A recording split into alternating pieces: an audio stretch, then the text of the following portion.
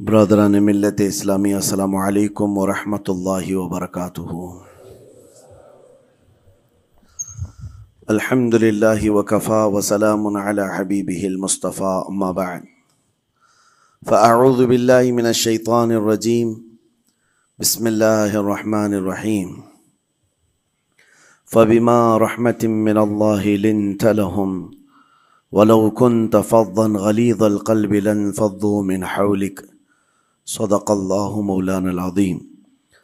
بارگاہ رسالت معاب صلی اللہ تعالی علیہ وسلم میں درود پاک کا ہدیہ پیش کریں۔ اللہم صلی علی سیدنا و مولانا محمد معدن الجود والکرم وآلہ واصحابہ الکرام وابنہ الکریم وبارک وسلم صلاة دائمة سرمدا ابدا۔ عزیزان گرامی وقار، انسان کو اللہ تبارک و تعالیٰ نے جو خصوصیات عطا کی ہیں اس میں خاص طور پر زبان اور بیان کی خصوصیت بہت اہم ہے۔ شیخ سعدی رحمۃ اللہ تعالی علیہ فرماتے ہیں تا مرد سخن نہ گفتہ باشد عیب و ہنرش نہ ہفتہ باشد۔ جب تک آدمی بات نہیں کرتا اس کی اچھائی بھی چھپی رہتی ہے، برائی بھی چھپی رہتی ہے۔ انسان اپنے کلام سے، اپنی بات سے سمجھ میں آ جاتا ہے کہ کس کیٹیگری کا ہے، کس لیول کا ہے۔ اس کی گفتگو کے آداب اس کی حقیقت بتاتے ہیں، بلکہ یہاں تک کہ اس کے نسب کا بھی پتہ لگا لیا جاتا ہے اور اس کی تربیت کا بھی اندازہ ہو جاتا ہے۔ حضرت لقمان حکیم سے پوچھا گیا نیکی کس کا نام ہے، تو آپ نے فرمایا دو چیزیں اور بہت چھوٹی ہیں۔ نیکی دو چیزیں ہیں جو بہت چھوٹی ہیں۔ کہا کیا ہے؟ کہا کہ ملاقات میں لوگ اپنے بھائیوں سے مسکرانا اور نرم گفتگو کرنا۔ ساری نیکیوں کی جڑ ہے یہ، نرم گفتگو کرنا اور لوگوں سے خندہ پیشانی کے ساتھ مسکرا کر ملاقات کرنا۔ لیکن میرے عزیزو، یہ دو چیزیں بناوٹی تو بہت سارے لوگوں کے ساتھ آ سکتی ہیں، اخلاق تصنع جس کو کہتے ہیں، تکلف کے ساتھ بہت سارے لوگوں کے ساتھ آ سکتی ہیں، لیکن حقیقت میں جس انسان کی طبیعت میں یہ دو چیزیں ہونی چاہیے وہ کب سمجھ میں آتی ہیں؟ اس وقت مولا علی کرم اللہ وجہہ الکریم نے فرمایا کسی انسان کو اس کی حقیقت دیکھنا ہو تو غصے کے عالم میں اسے دیکھو۔ وہ اپنے آپے سے باہر ہوتا ہے یا اپنے مزاج کے خلاف کس طرح بات کو سن کر کے تحمل رکھتا ہے۔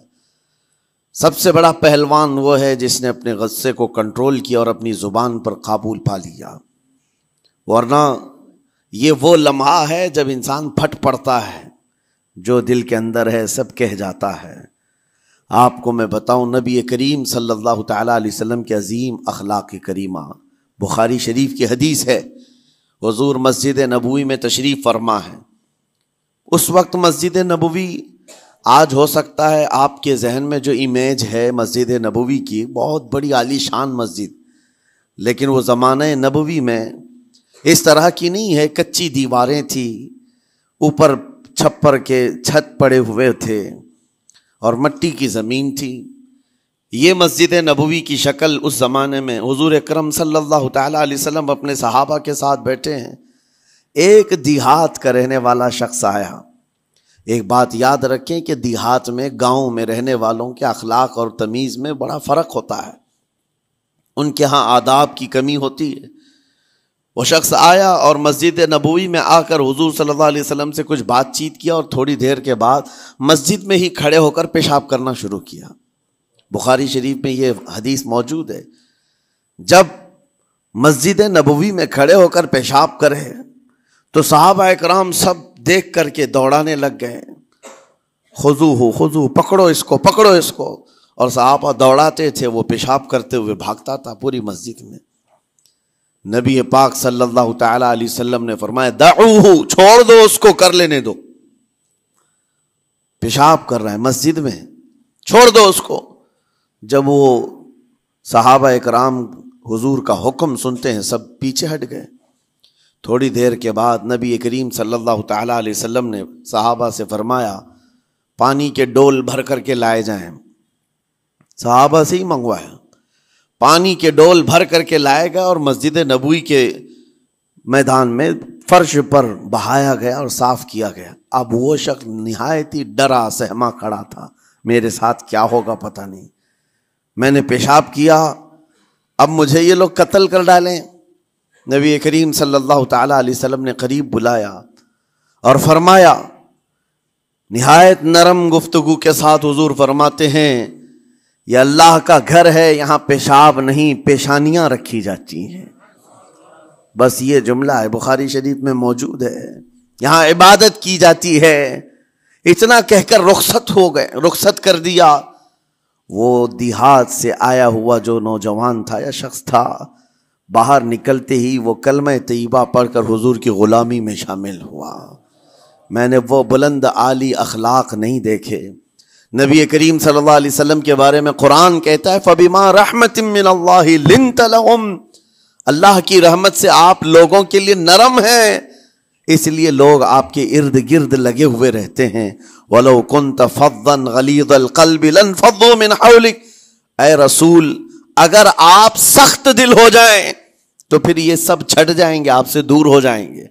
اس رسول کے لیے جب کہا گیا ہے کہ اگر آپ سخت ہو جائیں تو لوگ چھوڑ کر کے دور ہو جائیں گے، تو ہمارے اور آپ کے لیے کس قدر لہجے کی پابندی ضروری ہے۔ ہاں عزیزان گرام وقار، اپنی گفتگو، اپنے کلام، اپنی بات چیت سے آپ اپنے سلیقے بتاتے ہیں۔ گالی گلوچ کرتے ہوئے جن کی صبح شامیں ہوتی ہیں، ان کو دیکھ کر کے ہی پہچان میں آ جاتا ہے کس گھر سے یہ تعلق رکھتا ہے، کہاں ان کی تربیت ہوئی ہے، کس طرح ان کے آداب سکھائے گئے۔ اسی لیے میرے عزیزو، بچوں کو آوارہ بھی نہ چھوڑ دینا کہ وہ اپنی زبان گلی کوچوں سے سیکھ کر کے جائیں۔ کل کو ہوگا یہ کہ اس کی زبان کی وجہ سے لوگ تمہیں تان و تشنیع کریں گے، اس کا باپ ایسا ہوگا اس لیے بچہ ایسا ہے، اس کی ماں اس طرح ہوگی اس لیے اس کی گفتگو ایسی ہے۔ کیونکہ موسٹلی زیادہ طور پر بچے اپنے ماں باپ کے اخلاق کو نقل کرتے ہیں، ٹرانسفر ہوتی چلی جاتی ہیں۔ ایک بار حضور اکرم صلی اللہ تعالی علیہ وسلم مسجد نبوی سے باہر نکل کر جا رہے ہیں۔ توجہ میرے عزیز ہو، اخلاق کہاں دکھانے چاہیے اور ہماری بات چیت کے انداز ہمیں کہاں ہونا چاہیے، میں آپ کو بتاؤں۔ حضور تشریف لے کر جا رہے ہیں، صحابہ اکرام کھڑے تھے، حضور کے اطراف مدینہ طیبہ کی ایک بوڑھی خاتون جس کا ذہنی توازن کھویا ہوا ہے، یعنی وہ دماغی طور پر ڈسیبل ہے، اور وہ آئی جا رہی تھی۔ لوگ جب بھی اس کو دیکھتے راستہ کاٹ لیتے، وہ جس کو بھی پکڑتی تھی سنانا شروع کرتی تھی، جو منہ میں آئے بکنے لگ جائے، اور لوگوں کو تنگی محسوس ہونے لگتی۔ صحابہ نے دیکھا کہ یہ عورت آ رہی ہے، حضور کی طرف آ رہی ہے، سب نے حضور صلی اللہ علیہ وسلم کو گھیر لیا، اس کا راستہ روکنے کے لیے اب آئے گی۔ اور نبی کریم صلی اللہ علیہ وسلم کے پاس اگر زبان درازی کرنے لگ جائے، پاگل عورت ہے، اور بک بک کرنے لگ جائے، حضور پاک صلی اللہ علیہ وسلم کے ادب میں کہیں کمی نہ آ جائے۔ صحابہ کا یہ ہمیشہ اہتمام رہتا۔ حضور اکرم صلی اللہ علیہ وسلم نے دیکھا تو صحابہ سے کہا، ہٹ جاؤ، اس کو آنے دو، ہٹ جاؤ، اس کا راستہ چھوڑ دو۔ صحابہ نے کہا، یا رسول اللہ صلی اللہ علیہ وسلم، اس کا ذہنی توازن ٹھیک نہیں ہے، دماغی طور پر وہ عورت ٹھیک نہیں ہے، وہ آئے گی اور لمبی باتیں کرتی ہے، لا یعنی باتیں کرتی ہے، کہیں آپ کی شان پاک میں کوئی گستاخی نہ ہو جائے۔ صحابہ روک رہے تھے، حضور پاک صلی اللہ علیہ وسلم نے سختی سے فرمایا، ارشاد فرمایا، ہٹ جاؤ، اس کا راستہ چھوڑ دو، مجھے پتا ہے پورے مدینے میں اس کی کوئی نہیں سنتا، میں بھی نہ سنوں تو وہ کس کو سنائے گی، اگر میں بھی نہ سنوں تو وہ کس کو سنائے گی۔ یہ میرے مصطفیٰ کریم صلی اللہ تعالی علیہ وسلم کے دربار عالی جاہ کی وہ بلند اخلاق کریمانہ کی ایک مثال ہے، جس کو خود میرے آقا نے فرمایا، بعثت لأتمم مکارم الاخلاق۔ عزیزان گرام وقار، لوگوں کے آج حالات ایسے ہیں کہ اچھے لوگوں کے ساتھ اخلاق الگ دکھائے جاتے ہیں، چھوٹے لوگوں کے ساتھ اخلاق الگ دکھائے جاتے ہیں، سٹیٹس کا آدمی ہو تو اس کے ساتھ ملنے کے طریقے الگ ہیں، اور غریب کوئی آ جائے، فقیر کوئی آ جائے تو اس سے ملنے کا انداز الگ ہو جائے، یہ نہ ہو۔ یہ ہم سب کے لیے نصیحت ہے۔ اسی ممبئی کی سرزمین پر میں آپ کو بتاؤں، ایک ماہم شریف میں بزرگ حاجی صاحب ہوا کرتے تھے، آج سے تقریباً 10-12 سال پہلے کی۔ وہ کئی لوگوں سے ایک سوال کرتے تھے پکڑ پکڑ کر کے کہ میرا ایک سوال ہے، آپ جواب دیں گے، میرا ایک سوال ہے۔ کئی علماء سے انہوں نے پوچھا، مجھ سے بھی انہوں نے، جب میں نیا تھا مصر سے پڑھ کر کے آیا تھا، میرے پاس آ کر کہا کافی سالوں سے میرے ذہن میں ایک سوال ہوتا ہے، میں آپ سے بھی پوچھنا چاہتا ہوں۔ کہا بتائیے کیا ہے؟ کہا میں حضور سرکار مجاہد ملت رحمت اللہ علیہ کا مرید ہوں، علامہ حبیب الرحمن مجاہد ملت، رئیس اعظم اڑیسہ، جن کے خدمات جلیلہ آج ہو سکتا ہے نئی جنریشن کو نہ معلوم ہو، ان کا لقب ہے مجاہد ملت، جنہوں نے سنیت کی بقا کے لیے اپنا تن من دھن سب قربان کیا تھا۔ وہ مجاہد ملت عظیم بزرگ ولی کامل ہے۔ یہ حاجی صاحب کہتے ہیں کہ میں ایک نارمل آدمی تھا، کڑیا تھا، یعنی گھر بنانے کا کام کرتا تھا۔ جب وہ ممبئی تشریف لاتے تو دوڑ کر کے ہر جگہ سے لوگ ملنے آتے، میں بھی گیا تھا، اور اس وقت میں جوان تھا۔ حضور مجاہد ملت رحمت اللہ علیہ کی بات وہ بتا رہے ہیں کہ لوگ لائن لگا کر کے مصافحہ کر رہے تھے، مل رہے تھے۔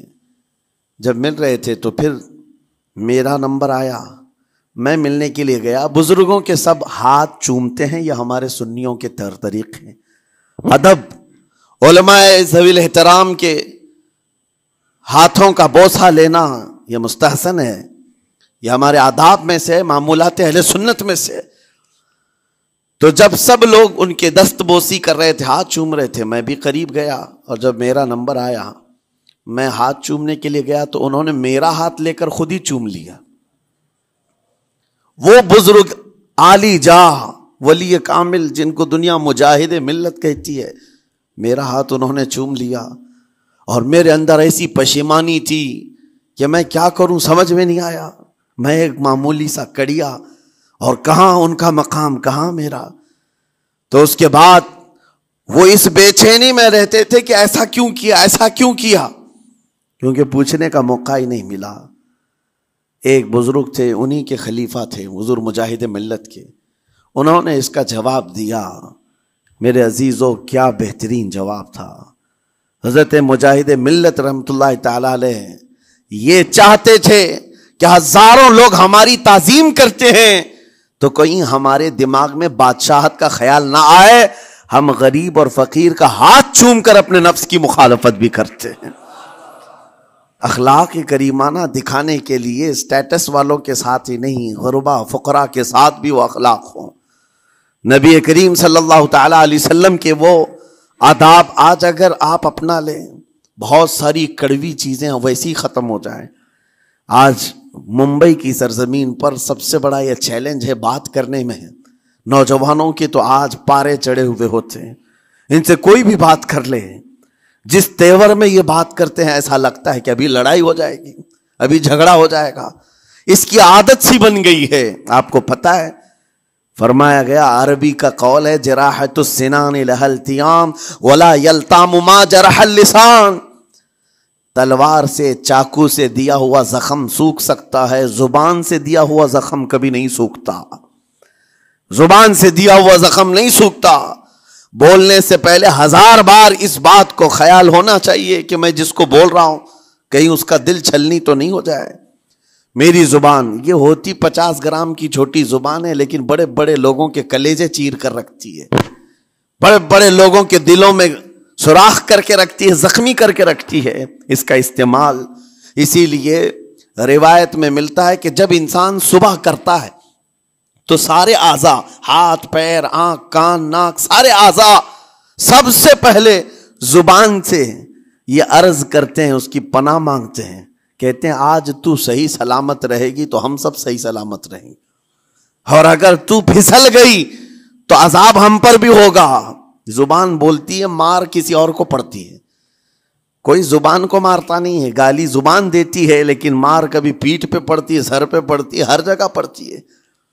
تو یہ زبان نبی کریم صلی اللہ تعالی علیہ وسلم نے ارشاد فرمایا من یضمن لی ما بین لحیتیہ وما بین، حضور پاک صلی اللہ تعالی علیہ وسلم فرماتے ہیں جس نے دو چیزوں کی ضمانت مجھے دے دی، حفاظت کی، میں اسے اضمن لہ الجنہ، میں اس کو جنت میں لے جانے کی ضمانت دیتا ہوں۔ دو چیزیں کیا ہیں؟ حضور فرماتے ہیں ایک دو جبڑوں کے بیچ میں جو موجود زبان ہے اس کی حفاظت کر لے، اور دو رانوں کے بیچ میں جو شرمگاہ ہے اس کی حفاظت کر لے، یہ دو چیزیں جس نے بچا لیا میں اس کو جنت میں لے جانے کی ذمہ داری دیتا ہوں، ضمانت دیتا ہوں۔ اس کا کتنا بڑا کردار ہے، یہ زبان کا کتنا بڑا کردار ہے۔ اور حضور نے ایک بار پکڑ کر کے فرمایا تھا، زبان کو پکڑ کر کے کہا تھا یہ وہ زبان ہے جو انسان کو جنت میں بھی لے جاتی ہے اور دوزخ میں بھی لے جاتی۔ کلمہ کس سے پڑھتے ہیں آپ؟ لا الہ الا اللہ، زبان ہی سے تو پڑھتے ہیں، اسی کلمے نے آپ کو جنت تک پہنچایا۔ اور کافر جو کفر کرتا ہے وہ بھی زبان سے ہی کرتا ہے، اور زبان اسے ہمیشہ کی دوزخ میں لے جاتی ہے۔ اس زبان کو چلانے سے پہلے 1000 بار سوچ لیں کہ آج لہجوں کی سختیاں بڑھتی چلی گئیں، اور آپ کو پتہ ہے قرآن پاک میں رب تعالیٰ نے یہ فرمایا وَلَا تَقُلْ لَهُمَا اُفٍّ وَلَا تَنْهَرْهُمَا، والدین کے بارے میں بچوں کو کیا کہا گیا؟ ان کو اف تک نہ کہو۔ لیکن زبان جب کھلتی ہے نا، ماں باپ کے خلاف نوجوانوں کو ہم نے دیکھا ہے گالی گلوچ کرتے ہوئے اور اتنی بری باتیں کہتے ہوئے، معاذ اللہ۔ عزیزان گرامی وقار، حضور نے تو یہ فرمایا جس نے پلٹ کر کے اپنے ماں اور باپ کو سخت لہجے میں بات کیا یا ان کی نافرمانی کی، حضور فرماتے ہیں میرا دل چاہتا ہے کہ اس کے گھر کو آگ لگا دوں، آگ لگا دوں۔ اس لیے اس بات کو ہمیشہ یاد رکھیں، تمہارے لہجے کی سختیاں کسی کو زخمی کر دیں تو آخرت خراب ہو جائے گی، آخرت خراب ہو جائے گی۔ حضرت علقمہ رضی اللہ تعالیٰ عنہ حضور کے صحابی ہیں، حضور صلی اللہ علیہ وسلم کے صحابی ہیں۔ آخری وقت آ گیا تھا لیکن زبان نہیں کھلتی تھی۔ حضور پاک صلی اللہ علیہ وسلم کے پاس سفارش لائی گئی کہ آپ کے وہ ساتھی ہیں انتقال کر رہے ہیں لیکن زبان پر کلمہ بھی نہیں آتا۔ حضور تشریف لائے، دیکھا، پوچھا گھر میں ان کے کون کون ہے؟ کہا بیوی ہے اور ماں ہے۔ ماں کو بلایا اور کہا علقمہ کے بارے میں کیا کہتی ہو، کیسا تھا ہے؟ کہا بہت اچھا، پرہیزگار، عبادت گزار، ساری نیکوکاریاں اس کے اندر ہیں۔ تو پھر حضور نے پوچھا اچھا یہ بہت نیک تھا، تم بھی اس سے راضی ہو کہ نہیں ہو؟ ماں نے کہا میں نہیں راضی ہوں، میں راضی نہیں ہوں۔ کہا کیوں، وجہ کیا ہے؟ کہا یا رسول اللہ میرا اکلوتا بیٹا، میرا تنہا بیٹا تھا، بڑی محبتوں کے ساتھ اس کو پالا تھا، اور جب میں نے اس کی شادی کی اپنی بیوی کو لایا، اور جب بیوی گھر پر آ گئی تو میری بات کو ہلکے میں لیتا، اپنی بیوی کی بات کو فوقیت دیتا، ترجیح دیتا۔ اور اس وقت غالباً یہ باتیں تھی کہ زبان سے کوئی کلمہ ان کے نکلا ہوگا جو بیوی کی حمایت میں تھی، ماں کو تکلیف پہنچ گئی۔ کہا میرا دل گوارا نہیں کرتا، میں اس سے راضی نہیں ہوں، باقی وہ بہت نیک بندہ ہے، بہت اچھا ہے۔ حضور نے فرمایا دیکھو زندگی کے آخری پڑاؤ پر آ چکا ہے، روح نکلنے کو ہے، معاف کر دو۔ وہ بھی صحابیہ تھی، انہوں نے کہا آقا آپ کا حکم ہے یا مشورہ ہے؟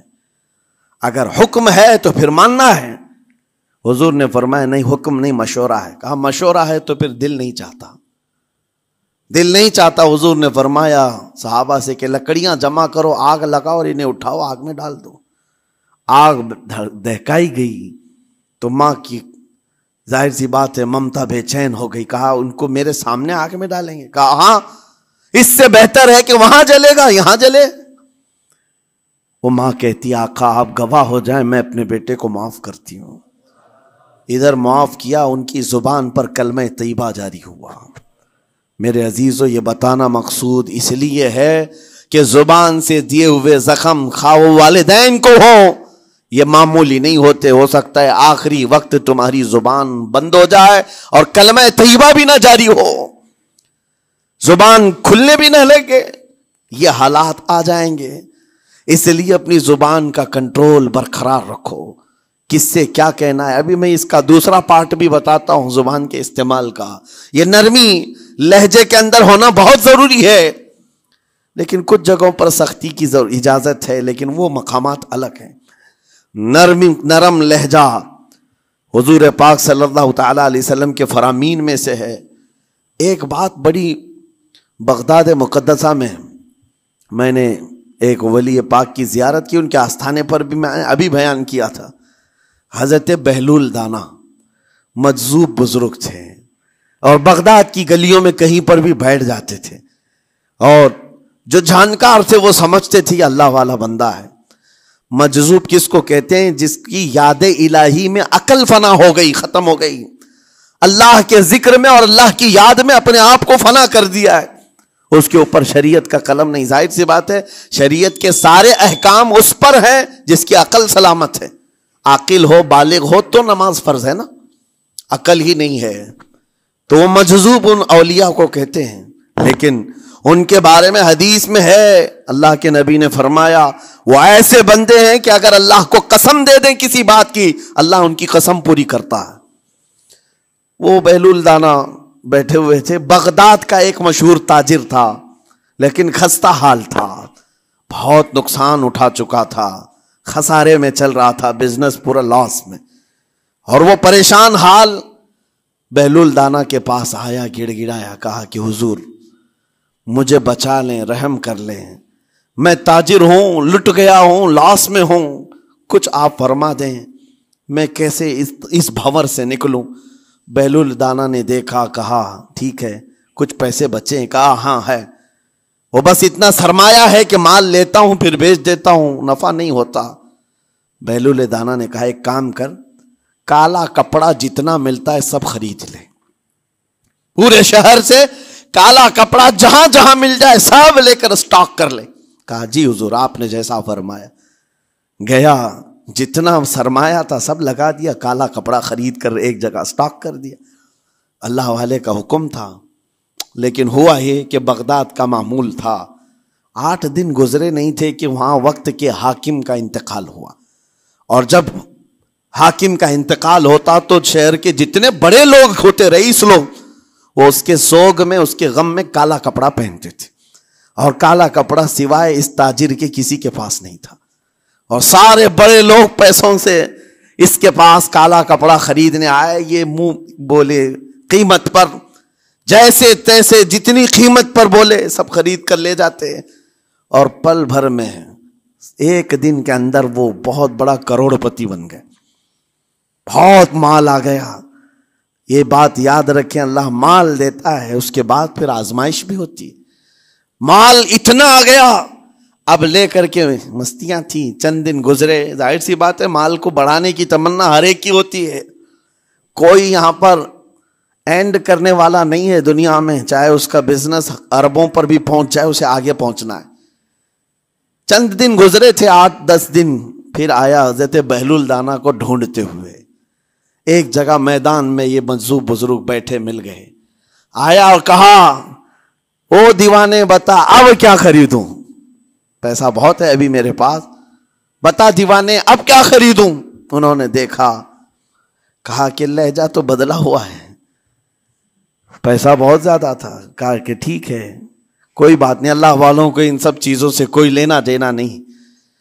آپ نے کہا مال جتنا ہے تیرے پاس سب لے کر کے خربوز خرید لے، تربوز خرید لے، جس کو کلنگڑ کہتے ہیں، تربوز پورے خرید لے۔ اس نے کروڑوں کی جائیداد پورے تربوزوں میں لگا تھی، سب تربوز خرید کر سٹاک کر دیا ایک جگہ، اور اس کے گمان میں یہی تھا کہ چند دن گزریں گے، کوئی ایسا ہی حادثہ ہوگا جب تربوز منہ مانگی قیمت پہ لوگ خریدیں گے اور میں بیچوں گا۔ پورا مال تربوز میں لگایا، 2 دن 4 دن 6 دن 8 دن گزرے، کوئی حادثہ نہیں، ادھر تو تربوز سڑنے لگ گئے، وہ تو زیادہ دن سٹاک نہیں کیے جا سکتے، سڑن شروع ہو گئی، پھر تھوڑے دنوں کے بعد پورے کے پورے سڑ گئے، کروڑوں کا مال تربوز میں سڑ کے چلا گیا، وہ کچھ بھی نہیں سکا، کچھ نہیں کر سکا، واپس چیختا چلاتا اسی حالت میں آیا، پہلے سے بھی زیادہ بدتر حالت میں میں آ گیا ہوں، دوڑتے ہوئے آیا، حضرت بہلول دانا کو ڈھونڈتے ہوئے، کہاں ہیں؟ وہ اسی جگہ بیٹھے ہوئے مٹی میں بیٹھے رہتے تھے، قریب آیا اور کہنے لگا کہ آپ نے میرے ساتھ ایسا کیوں کیا بہلول؟ بہلول دانا نے کہا کیا ہوا؟ کہا میں تو لٹ گیا، تربوز میں پیسے لگائے آپ کی وجہ سے اور پورے سڑ گئے۔ بہلول دانا نے کہا میں نے تو کچھ نہیں کیا، پہلے تو تجھے نفع ملا تھا وہ تیرے لہجے کی وجہ سے، اب خسارہ ہوا ہے تیرے لہجے کی وجہ سے۔ پہلے جو آیا تھا بات کرنے کے لیے اس وقت تیری تمیز الگ تھی، تیری تہذیب الگ تھی، اخلاق الگ تھی، گڑ گڑا کر کہا تھا کہ میں لٹ گیا ہوں آپ رحم کر دیں۔ دوسری بار آ کر کے کیا کہا؟ او دیوانے بتا کیا خریدوں؟ لہجہ بدل گیا تو پوری حیثیت بدل گئی۔ زبان ہماری اونچائی پر بھی لے جاتی ہے اور نیچے بھی لے آتی ہے۔ اس بات کو ہمیشہ ملحوظ رکھیں کہ اس زبان سے بہت سارے لوگ نفع بھی اٹھاتے ہیں، بہت سارے لوگوں کو نقصان بھی ہوتا ہے۔ لیکن ساتھ میں یہ بات بھی عرض کروں، نرم گفتگو کرنے کا عادی ہر ایک کو ہونا چاہیے، نرم گفتگو کرنے کا عادی ہر ایک کو ہونا چاہیے، اس کی نیکیوں کی علامت ہے، اس کے اخلاق کی علامت ہے۔ لیکن ساتھ میں امام شافعی رحمت اللہ تعالی علیہ نے یہ بھی فرمایا، چاہے جتنی بھی نرم طبیعت ہو انسان کی، اللہ اور اس کے رسول کے لیے غیرت ہونی چاہیے۔ اللہ اس کے رسول کے خلاف بات سنے تو پھر نرم لہجے کا استعمال نہ کرے، پھر وہ بزدلی کہلائے گی، وہ بزدلی کہلائے گی۔ آج میں ایک بات یہ بھی بتا دوں، بہت سارے لوگ یہ سمجھتے بھی ہیں، ابھی چند دن قبل میں ماررہ مطہرہ میں بیان کیا اخلاق کے، اولیاء اکرام کے مذہب و مسلک پر، اور پچھلے 15 سالوں سے میں نے بہت سارے خطابات کیے ہیں اخلاق پر، معاشرے کی برائیوں پر، لیکن ابھی چونکہ چند دنوں میں جلسے پروگرام بہت سارے ہو گئے اور عظمت ناموس رسالت پر زیادہ گفتگو ہونے لگی تو لوگوں میں ایک امیج الگ بیٹھی ہوئی ہے۔ اور ابھی ہم نے اخلاق حسنہ پر گفتگو کیا کی 8 دن پہلے، ایک بزرگ نے مجھ سے پوچھا ایسی بھی تقریر کرتے ہیں آپ ایسی بھی تقریر کرتے ہیں، یعنی نرم گفتگو بھی کرتے ہیں؟ مطلب یہ ہے کہ ہماری امیج ایسی بنا کر رکھیں کہ ہم ہر وقت چلاتے ہی رہتے ہیں، ہر وقت للکارتے ہی رہتے ہیں۔ میرے عزیزوں، میں یہاں پیغام دینا چاہتا ہوں، ہم قرآن کے اس آیت پر عمل کرنا چاہتے ہیں جو مولا نے فرمایا اشداء علی الکفار رحماء بینہم، مومنین کی شان ہے، صحابہ کی شان ہے، وہ کافروں پر سخت ہوا کرتے ہیں اور مومنوں کے لیے نرم دل ہوا کرتے ہیں۔ زبان کی نرمی ایمان والوں کے لیے ہے، زبان کی نرمی محبت مصطفیٰ کے لیے ہے، عاشقان مصطفیٰ کے لیے ہے، ساتھ میں زبان کی سختی کفار و مشرکین کے لیے ہے، گستاخان رسول کے لیے ہے۔ اور اگر یہ چیز نہیں آئی تو پھر آپ سمجھ لیں نیک اس وقت نہیں کہلائے گا آدمی۔ بعض لوگوں کو ایسا لگتا ہے نرم بات کرنا چاہیے، نرم گفتگو، بالکل صحیح ہے، یہ اخلاق ہے، لیکن اگر ایسے مقامات پر جہاں تمہارے نبی کو کوئی گالی دے رہا ہو، رب کی شان میں کوئی بھونک رہا ہو، اس وقت تم کہو کہ اخلاق ہے، نرم بات کرنا چاہیے، یہ بے غیرتی ہے، یہ بے غیرتی ہے۔ تمہاری بیوی کو اگر تمہارے سامنے کوئی چھو دے اور اس کے بعد تم ہنس کر کے اس سے کہو ٹھیک ہے جائیے صاحب، آپ کو کہا جائے گا بے غیرت آدمی، بے غیرت آدمی ہے۔ انسان کو اپنی بیوی، اپنی بیٹی، اپنی ماں پر بھی غیرت ہوتی ہے، وہ سنتا نہیں ہے، یہ پیدائشی ہے، فطرت ہے انسان کی۔ اور مومن کی شان یہ ہے سب سے بڑی غیرت اس کے لیے اللہ اور اس کے رسول کے لیے ہوا کرتی ہے، اللہ اور اس کے رسول کے لیے۔ ماں اور باپ کو گالیاں ایک وقت میں برداشت کر بھی لے جائے، لیکن اللہ اور اس کے رسول کی شان میں وہ ہرگز برداشت نہ کرے، یہ ایمان کی علامتوں میں سے ہے۔ بہرحال میں نے زبان کے دونوں استعمال آپ کو بتائے، سخت لہجے بھی ہیں، نرم لہجے بھی ہیں، لیکن جب آپ کا پالا کسی گستاخ سے نہ پڑے تو ہمیشہ نرم گفتگو کرنے کے عادی بنے۔ مومنین میں نرم لہجے کا اختیار ہمیشہ رہے، اس سے اخلاق آپ کے بتائے دکھائے جاتے ہیں، اس سے آپ کے اخلاق معلوم ہوتے ہیں، ساتھ ہی معاشرے میں نرمی اور محبت کا ماحول بھی قائم ہوتا ہے۔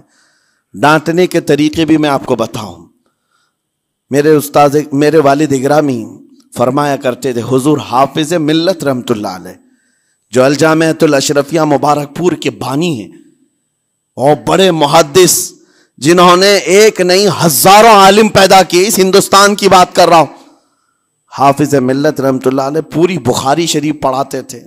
تقریباً 40 سال تک انہوں نے پڑھایا بخاری شریف. میرے والد ان کے شاگرد ہیں. فرماتے ہیں جب وہ بہت زیادہ ناراض ہو جاتے کسی سے، ڈانٹنا ہوتا، ہر استاد بچے کو ڈانٹتا ہے، کبھی کچھ بچہ نافرمانی کر جائے یا مزاج کے خلاف بات کرے تو استاد ڈانٹتا ہے. تو حافظ ملت رحمۃ اللہ علیہ اگر کسی شاگرد کو ڈانٹتے بھی غصے میں تو کہتے ہیں اے جنتی کیا کر رہا ہے. کہتے ہیں اگر یہ جملہ قبول بھی ہو جائے تو بچہ جنتی ہو جائے. لہجے کی یہ استعمالات اولیاء سے سیکھو میرے عزیزو. غصے پر کنٹرول اس وقت تمہارے اخلاق معلوم ہوتے ہیں جب تمہارا غصہ عروج پر ہوتا ہے. اس وقت تمہاری حقیقت لوگوں کے سامنے آتی ہے. وہ اپنے شاگردوں کو ڈانٹتے بھی تو جنتی کہہ کر ڈانٹتے ہیں. یعنی کوئی گالی نہیں ہے، کوئی برے کلمے نہیں ہیں، بلکہ ایسا جملہ ہے کہ اگر قبول بھی ہو گیا استاد کی زبان سے اس کی تو زندگی وصول ہوگی، اس کا بیڑا پار ہو گیا. ہمارے درمیان ماں باپ کو بھی یہ چاہیے کہ بچوں کو کس طرح کے اخلاق آپ دے رہے ہیں. گفتگو کرنے کے متعلق قرآن میں اللہ تعالیٰ نے آداب بتائے ہیں. جب آپ گھروں کے اندر موجود ہوں تو بچوں کے سامنے کس طرح کی گفتگو کیا کریں گے، کیسی بات کریں گے. شوہر اور بیوی جس طرح کی باتیں کر رہے ہیں بچے کے دماغ میں وہ پورا کا پورا چھپتا ہے، ٹرانسفر ہوتا ہے. اسی لیے کہا گیا ایڈلٹ گفتگو کبھی بھی بچوں کے درمیان نہیں کی جائے گی. جو میچورٹی میں نہیں ہے ان بچوں کے سامنے ماں اور باپ بیٹھ کر کے کلام بھی نہ کریں، بات نہ کریں. معاشرہ تو آج ایسا ہے سب پوری فیملی لے کر کے بیٹھے ہوئے ہیں اور حد تو یہ ہے کہ گندی فلمیں سامنے لگی ہوئی رہتی ہیں. وہ کیسے بچا پاؤ گے؟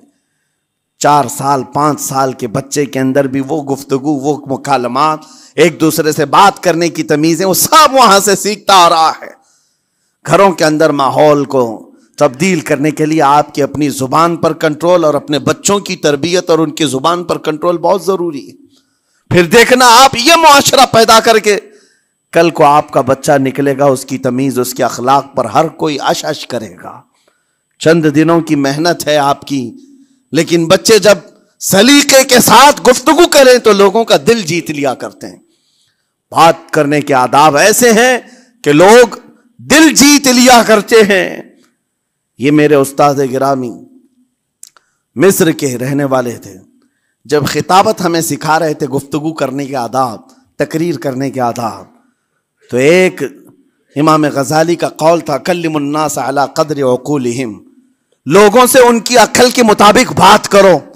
اس پر وہ سمجھاتے ہوئے ہمیں ٹریننگ دیتے تھے اور کہتے تھے کہ تمہارے پاس آنے والے کئی طرح کے لوگ ہوں گے. اگر تم امام ہو، اگر داعی ہو، خطیب ہو، مقرر ہو، کوئی غریب گھر سے، کوئی بڑے امیر گھر سے، کوئی پڑھا لکھا آئے گا، کوئی جاہل ہوگا، کوئی بدتمیز بھی ہوگا، کوئی نیکوکار، کوئی گنہگار، سب طرح کے مکس مجموعہ تمہارے پاس ہوگا. ان سے خطاب کرنا، ان سے بات کرنا، کس انداز سے بات کرو گے، کیسے ان سے کلام کرو گے. میرے عزیزو یہ ہمارا اپنا ہنر نہیں ہے. ہم جو آپ کے سامنے گفتگو کر رہے ہیں یہ ہمارا فن نہیں ہے، یہ اپنا پیدا کیا وہ ہنر نہیں ہے. ہمیں سکھایا گیا تھا صرف اور صرف آپ کو اس مجمع سے اور یہ آئے ہوئے جمع غفیر سے بات کرنے کے لیے ایک ہی اسلوب اپنانا ہے. دیکھنا ہے کہ رسول اللہ کیسے بات کیا کرتے تھے. میرے آقا صلی اللہ تعالیٰ علیہ وسلم کا اسلوب اپناؤ. حضور کے خطبے دیکھو، حضور جب خطاب کرتے، ظاہر سی بات ہے مسجد نبوی میں اس وقت بھی لوگ، ہر طرح کے لوگ آتے، دیہات کے بھی تھے، شہر کے بھی تھے، اعلیٰ دماغ والے لوگ اور کئی الگ الگ قسم کے لوگ آتے. حضور کا خطاب سب کے لیے تھا. عزیزان گرامی، ان سنتوں پر عمل کر کے آج آپ اپنے لہجے کو بہتر بنا سکتے ہیں. بس میری گفتگو کا خلاصہ یہی ہے کہ اللہ تعالیٰ ہمیں زبان کا صحیح استعمال عطا فرمائے، ورنہ یہ زبان کی سختیاں اور اس کی کڑواہٹ ہمیں دوزخ میں بھی لے جاتی ہے، دوزخ تک لے جا سکتی ہے. اللہ تعالیٰ اس کی مکاریاں، اس کی عیاریاں اور اس کی شرانگیزیوں سے ہم سب کی حفاظت فرمائے. ساتھ میں یہ بھی میں بتا دوں، وہ زبان پاک نہیں بولتی، وہ زبان پاک نہیں بولتی جو حلال نہیں کھاتی. یہ بھی بزرگوں نے فرمایا ہے، یہ زبان پاک نہیں بولتی جو حلال نہیں کھاتی. اسی سے ہر کچھ گزرتا ہے، اندر پیٹ میں جاتا ہے. حلال لقمے اس سے گزارو تو زبان پاک بولے، اللہ کا ذکر کرے اور تمہیں زبان میں وہ لذت آنے لگ جائے. لیکن اس سے حرام لقمے گزارتے رہو گے، اس کے لہجے کی سختیاں بھی آ جائیں گی، اس کے اندر کڑواہٹ بھی آ جائے گی، گالی گلوچ یہ سارے استعمالات یہ زبان کرنے لگ جائے گی. کیوں؟ اس سے حرام لقمے جو گزارے جا رہے ہیں. اس چیز کا بھی خیال ضروری ہے. زبان کو جس طرح کا پیٹرول دو گے ویسی چلے گی یہ گاڑی. جس طرح کا ڈیزل اس کے اندر ڈالتے ہو، حرام یا حلال، یہ بہت معنی رکھتا ہے. اور ایک بات یہ بھی سن کر کے چلے ہیں کہ حضرت سلیمان علیہ السلام کے زمانے میں ایک مناظرہ ہوا تھا علماء کا. بعض لوگوں نے کہا کہ انسان کی ایک جماعت تھی، انسان کی زبان افضل ہے، منہ افضل ہے، اس لیے کہ وہ اللہ کا ذکر کرتی ہے. بعض نے کہا کہ نہیں، انسان کے پیچھے کا مقام اچھا ہے، اس سے بہتر ہے. یہ دونوں کی تکرار میں حضرت سلیمان علیہ السلام کے پاس بات آئی، آپ بتائیں. تو ان سے پوچھا تم اتنی بڑی بات کیوں کہہ رہے ہو؟ اس کے پیچھے کا مقام اچھا ہے. کہا کہ اس لیے کہ وہ صرف نجاست نکالتا ہے، وہ صرف نجاست نکالتا ہے، وہ مقام غلاظت باہر کرتا ہے، غلاظت اندر لیتا نہیں. زبان غلاظت اندر بھی لیتی ہے، حرام کھاتی بھی ہے، لوگوں کو زخمی بھی کرتی ہے. ان علماء کی دلیل تھی. تب آپ نے فرمایا بات ٹھیک ہے، جس انسان کا زبان پر کنٹرول نہیں، حرام کھاتا ہو اور بد کلامی کرتا ہو، گالی گلوچ ساری چیزیں کرتا ہو، آپ نے فرمایا اس سے بہتر اس کا پیچھے کا مقام ہے. اور جو انسان کنٹرول رکھتا ہے، حلال کھاتا ہے اور لہجے کی نرمی رکھتا ہے، ظاہر سی بات ہے اس کا منہ ہی افضل ہے، اس کی زبان افضل ہے. اب یہ تو فیصلہ سب کا ہے، کس کو کیا چیز اختیار کرنی ہے. عزیزان گرامی اوقات، یہ بہت بڑی بات ہے جو میں آپ کے سامنے کہہ رہا ہوں. زبان کو اگر کسی دوسری جگہ سے کمپیئر کیا جائے تو لگتا ہوگا نرم، یہ بالکل اچنبے والی بات ہے، عجوبے والی بات ہے، یہ کون سا کمپیریزن ہے. وجہ یہی ہے، بعض لوگوں کو ہم نے اتنا گندا بولتے ہوئے دیکھا ہے. اس سے بہتر ہے کہ وہ نہ بولیں. لوگوں کو زخمی کرتے ہیں، کسی کے مقدسات پر حملے کرتے ہیں. اللہ تعالیٰ ان کے زبان کی شرارتوں سے ہماری حفاظت فرمائے. اور کریم خدا ارحم الراحمین مولا اس چیز سے بھی ہمیں حفاظت فرمائے. قیامت کے دن کچھ لوگ صرف اس لیے پکڑے جائیں گے کہ وہ کچھ نہیں بولتے تھے، لیکن وہ جن کے ساتھ رہتے تھے وہ بولتے تھے، وہ لوگ بولتے تھے، اور ان کی وجہ سے یہ خاموش رہنے والا جو ساتھ میں تھا اسے بھی جہنم میں لے جایا جائے گا. اور وہ اس دن کہے گا پکار کر، یا ویلتا لیتنی لم اتخذ فلانا خلیلا، اے کاش میں فلاں کی دوستی نہیں کیا ہوتا تو اچھا ہوتا، آج میں بچ گیا ہوتا. اپنے ماحول کو بچاؤ، جہاں زبان کی خرابی دیکھو اپنے آپ کو بھی بچاؤ اور اس ماحول سے بھی اپنے کو دور رکھو.